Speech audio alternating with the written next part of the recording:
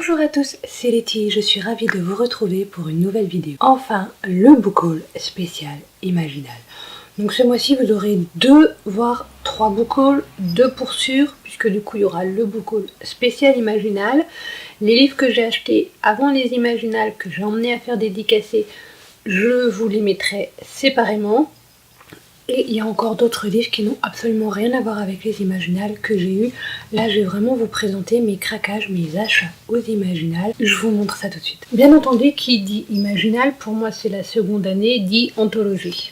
Voilà. Tous mes craquages, enfin la plupart de mes craquages, certains livres étaient prévus d'achat, puisque certains je les avais achetés avant, et par chance, je les ai reçus le samedi pour les emmener le dimanche. Mais en fait, il faut peut-être que j'arrête d'acheter l'anthologie. Parce qu'en allant faire dédicacer l'anthologie, je discute avec les auteurs sur certains de leurs livres que je ne connais pas et dont je suis intriguée par les couvertures. Du coup, qui dit que je papote avec eux sur leurs livres, dit que bien sûr j'en achète certains.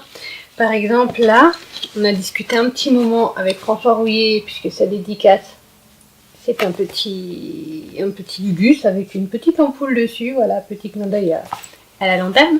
Du coup, en discutant avec lui, je vous présenterai ce que j'ai pris de lui par la suite. Noisette! Noisette, qu'est-ce que tu fais?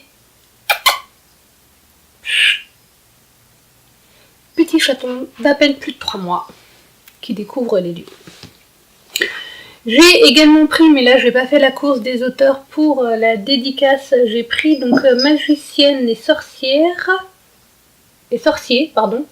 Magicienne et sorcier, donc l'anthologie des Imaginal donc de 2010, donc c'est toujours bien sûr aux éditions de Nemos. Et là, comme dit, j'ai pas fait le tour des auteurs.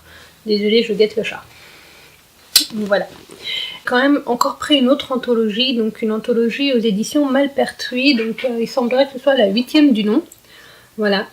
Donc la couverture, elle est quand même vraiment très jolie. Alors pourquoi j'ai pris cette anthologie chez Malpertuis? Pour la simple et bonne raison qu'une des personnes avec qui on a concouru au match d'écriture, en discutant avec elle et puis avec d'autres le lendemain ou le surlendemain, j'ai appris qu'elle avait écrit dans cette anthologie et du coup ça me permettait en même temps de découvrir un petit peu ce qu'elle avait écrit. Donc il s'agit de Elodie Serrano qui m'a marqué pour Laetitia, valeureuse adversaire de match d'écriture.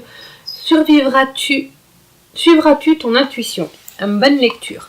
Mais je crois qu'en fait, il y en a une autre qui a également participé au match d'écriture et qui m'a fait une petite dédicace.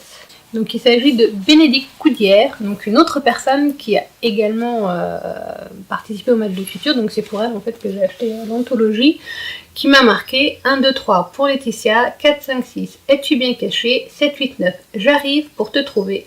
Derrière ces pages bien cachées, belle lecture, je l'espère, avec un petit lapin que vous ne verrez pas.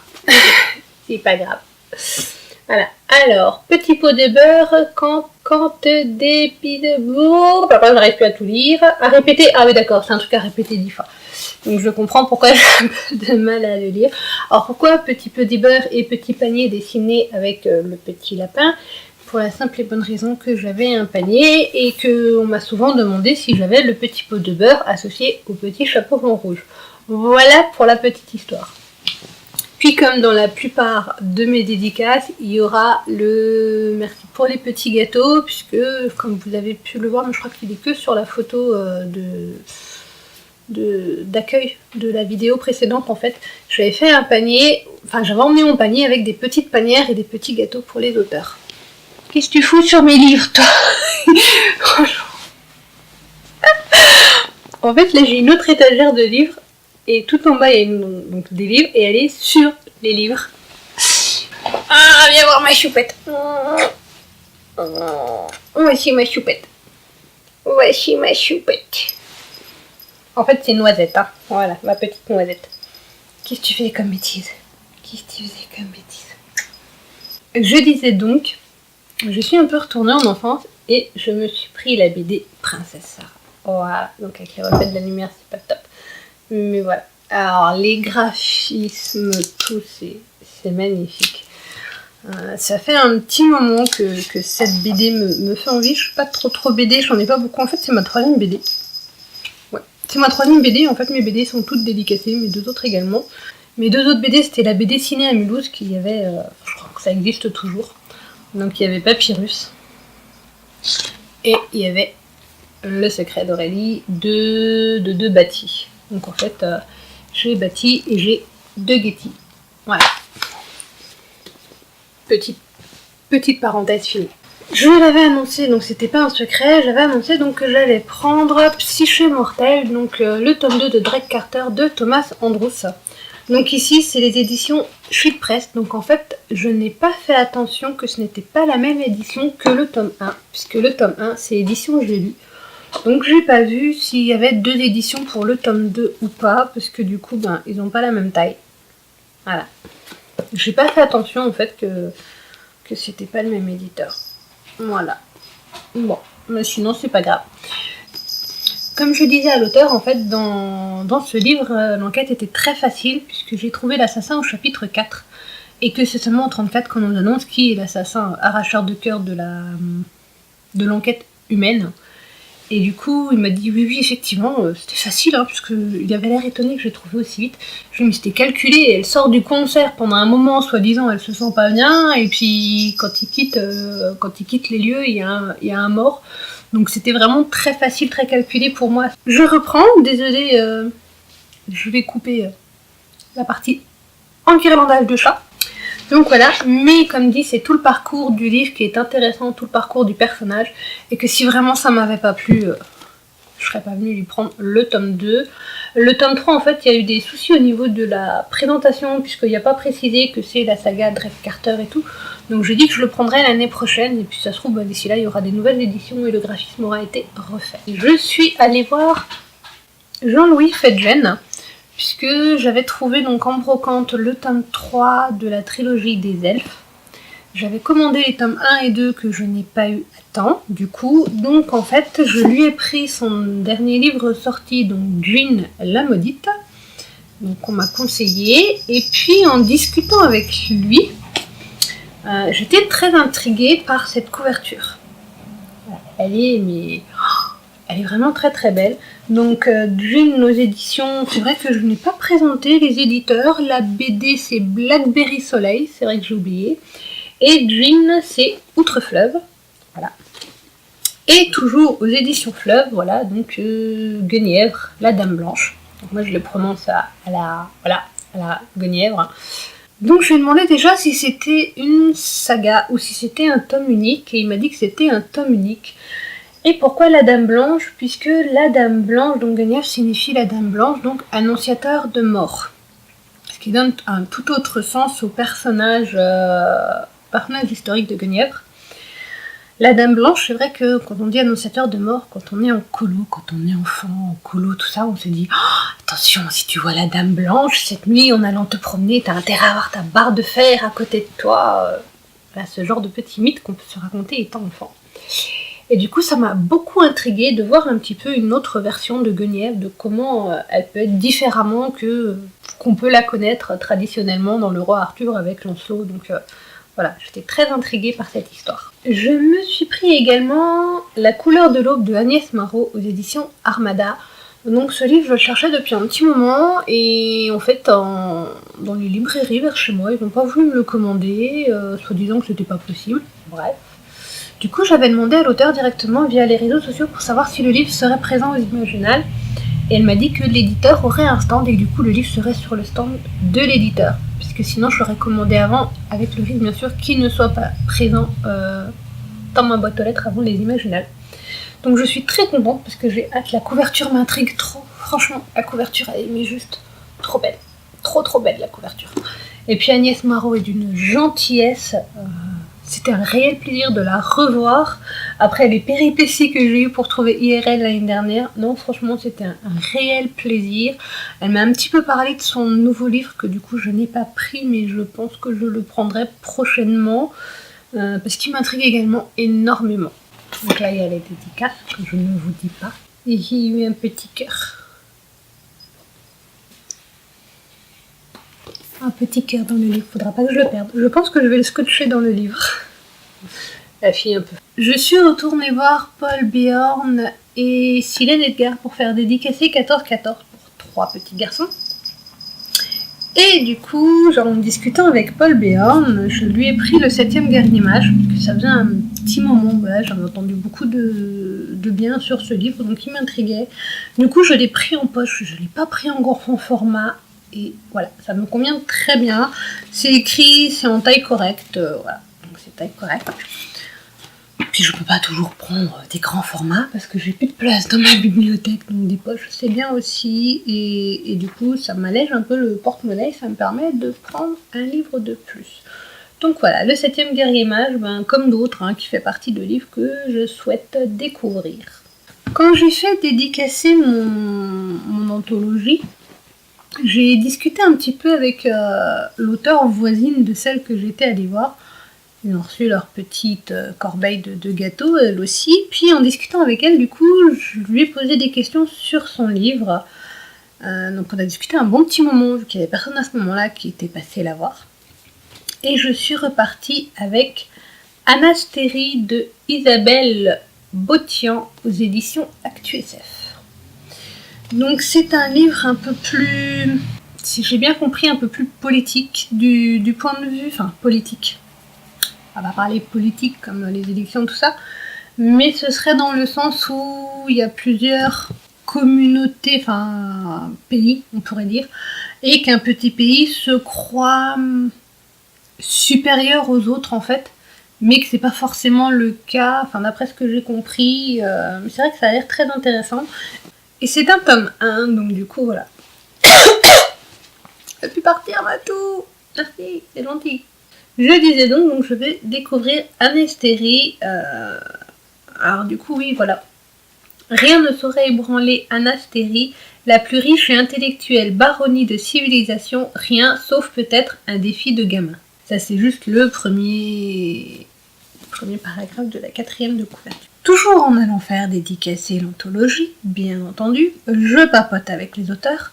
Donc Jean-Luc Marcastel me présente un petit peu tous ces livres qu'il a devant lui. Et j'avais un des livres qui m'intéressait bien, et une autre des lectrices est venue, en même temps, donc on a discuté un petit peu à plusieurs, puis elle me dit, celui-là il est bien, celui-là il est bien, puis celui-là là-bas aussi il est bien. Je me dis, si je dois en choisir qu'un, je prends lequel, celui-là.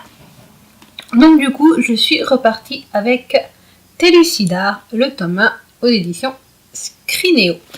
Alors franchement, déjà ce qui m'intriguait chez l'auteur, alors quand je suis allée le voir, je dis, oh tous ces tampons. D'ailleurs non, je crois que Jean-Luc Marcastel n'est pas dans l'anthologie, c'est pour les tampons que je suis allée le voir. Il avait devant lui mais des tampons immenses. Alors lui c'est pas le petit Stempel comme ça, c'est vraiment le big Stempel. Et en fait, il fait ça avec une poudre et un truc pour l'embossage. Donc voilà. C'est vraiment super. Et il a également un petit poinçon. Je ne sais pas si vous le verrez bien. Un petit poinçon avec une tête de loup qu'il met en fait dans ses livres. C'est vraiment superbe. Donc c'est un tome 1, je crois que le tome 2 n'est pas encore sorti, donc ça me laissera le temps de découvrir celui-ci un petit peu plus après avoir lu les autres. Du coup le tome 2 n'est pas sorti, je vais attendre un petit peu. Je suis donc allée voir Gabriel Katz avec N'oublie pas mon petit soulier que j'avais lu dans mon petit défi spécial Imaginal, et du coup je lui ai pris La Nuit des Cannibales, donc aux éditions Pygmalion toujours. Vu que c'était le dernier thriller qui est sorti et que quand j'avais acheté l'autre, je me suis dit zut, pourquoi j'ai pas pris celui-là? C'est chose faite, j'ai donc lu celui-ci. Acheté, je ne l'ai pas encore lu. Il m'en reste encore, je suis passée donc aux éditions Sharon Kenna. Pourquoi je suis passée chez les éditeurs Sharon Kenna? Voilà. Déjà, j'ai pris donc de Françoise Gosselin Quand le passé nous rattrape, donc la dernière course. Donc ce n'est pas une édition Sharon Kenna, c'est une auto-édition que l'auteur a faite, mais elle était présente donc sur le stand de Sharon Kenna. Et du coup, je lui avais réservé un de ses exemplaires de son dernier roman. Et je lui avais également, d'une certaine manière, réservé, et j'ai bien fait, de ne pas attendre le dimanche soir pour me décider à lui prendre son livre, puisqu'elle était en rupture de stock de Alpha, la revanche de la louve, le tome 1, cette fois aux éditions Sharon Kenna. Donc c'est une histoire de loup qu'on n'a jamais vue.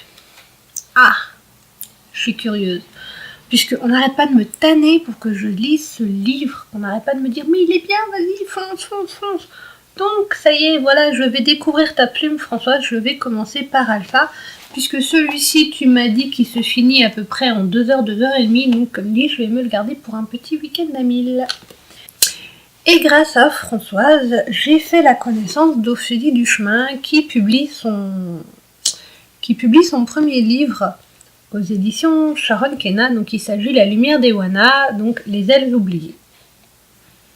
Alors ce livre-là, je ne vous le présente pas, puisqu'en fait, donc, elle nous en a parlé un petit peu le soir au restaurant. Et du coup, le lendemain, on a joué le jeu, donc pour l'une et pour l'autre, c'était une première. Nous avons joué le jeu de la pseudo-interview, donc dans le parc, où Ophélie nous parle elle-même de son livre, elle nous présente en fait son livre. Donc je vais essayer de vous mettre rapidement cette vidéo en ligne.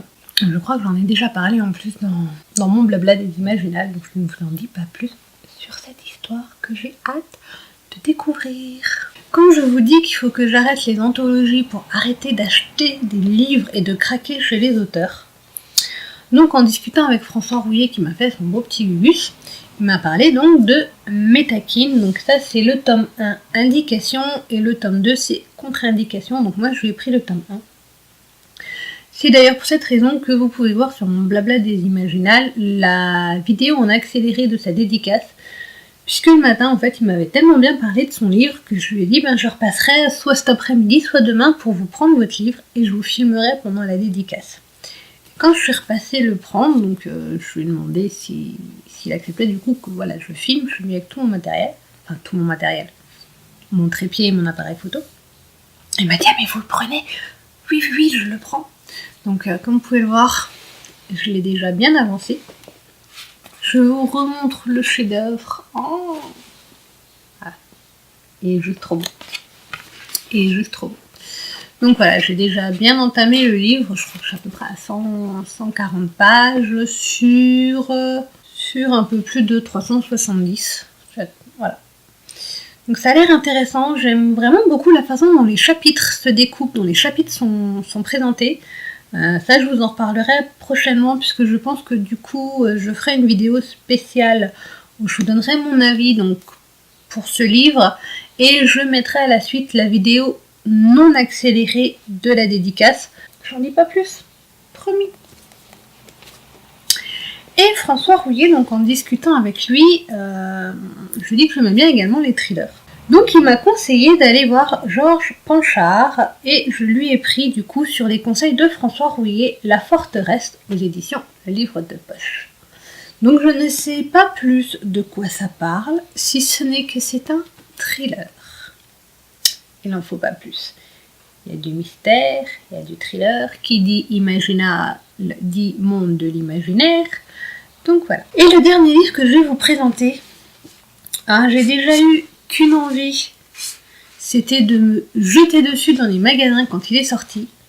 Alors quand j'ai vu qu'il était aux Imaginales, que l'auteur était là, vous voyez, les yeux ont fait voilà, les yeux qui sortent de la tête quand j'ai vu le livre et que l'auteur était là. Donc au moment où je suis passée, l'auteur n'était pas présent, je repasserai. Et je suis repassée le dimanche pour me le prendre. Il s'agit Le fer au cœur de Johan Elios aux éditions Gulfstream, collection électrogène. Voilà. Donc du coup, en fait, avec la couverture, toujours super bien travaillée. Donc on voit ici un petit peu sur la couverture, dans les yeux, je dis voilà, ça semble, c'est du Léonard de Vinci, c'est un petit peu cette époque-là. Et c'est vrai que ça me donne envie. Et comme je lui ai dit, de toute façon, pour le moment, sur tous les livres de la collection électrogène que j'ai lus, je n'ai jamais été déçue. Donc pour découvrir sa plume, parce qu'il avait plusieurs livres devant lui, ça me semblait le meilleur livre à lire pour découvrir sa plume. Donc du coup, dans cette collection, il m'en manque plus qu'un. make-up édité. Et voilà, j'ai fini de vous présenter un petit peu tous les livres que j'ai achetés pour moi aux Imaginales cette année. Donc ça fait quand même un petit paquet de livres. Je sais, c'est pas bien. Vous voulez taper sur les doigts. Juste une fois. Hein. Fini. Je dis juste une fois. Voilà, j'ai un petit peu craqué, mais il faudra que j'arrête les anthologies. Ou alors que je ne fasse pas le tour des auteurs pour l'anthologie. Voilà. Donc entre les conférences, les auteurs, voilà, 4 jours debout, sans s'arrêter, 3 jours et demi, et franchement c'est formidable. J'y retournerai. Je découvre avec plaisir, et découvrirai encore, je pense que c'est pas fini, avec plaisir, les book hauls des Imaginales des autres personnes qui les publient sur YouTube. Voir un petit peu ce que les autres ont pris en me disant ah oui celui-là il m'intéressait aussi mais finalement je l'ai pas pris, ah mais celui-là il a l'air intéressant, tiens je me le note pour une autre fois. Donc voilà, c'est un vrai petit plaisir en même temps à voir les vidéos des autres personnes dans cette période. N'hésitez pas à me dire en commentaire si vous avez lu certains de ces livres, si vous avez pris certains de ces livres, si pourquoi pas une lecture commune pourrait vous intéresser pour une de ces lectures. Et puis en attendant la suite, je vous fais de gros bisous. Ciao.